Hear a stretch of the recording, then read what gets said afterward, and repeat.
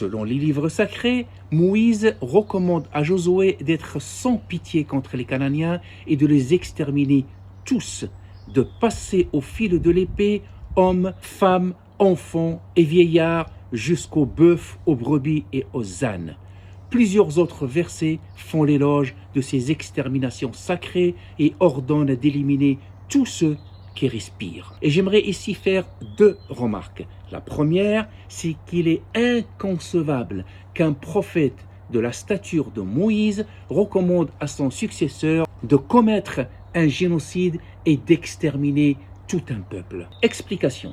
La Torah a été rédigée des siècles après Moïse, des longues années où le mythe va prendre le dessus sur la réalité historique. Des mythes et des histoires invraisemblables, la Bible en contient pas mal, nous nous contenterons d'en citer 3. Pour faciliter la traversée du Jourdain au peuple d'Israël, Dieu assécha le cours d'eau et Josué le traversa sans encombre. Deuxième exemple, afin de permettre à Josué de remporter une de ces batailles, il avait besoin de temps. Il ordonne donc au soleil de ne plus bouger et celui-ci resta à sa place une journée supplémentaire. Et concernant la ville de Jéricho, ses murs étaient réputés infranchissables, rendant la ville imprenable.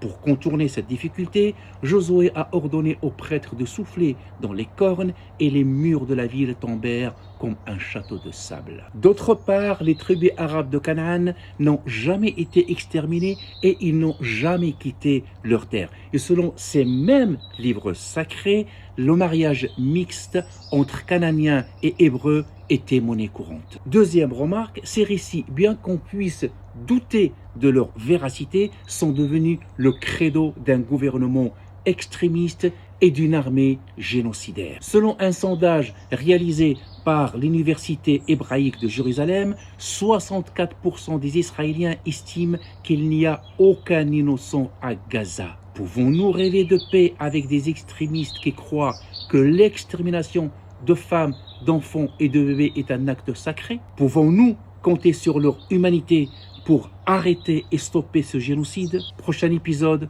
le royaume de David et de Salomon. À très bientôt.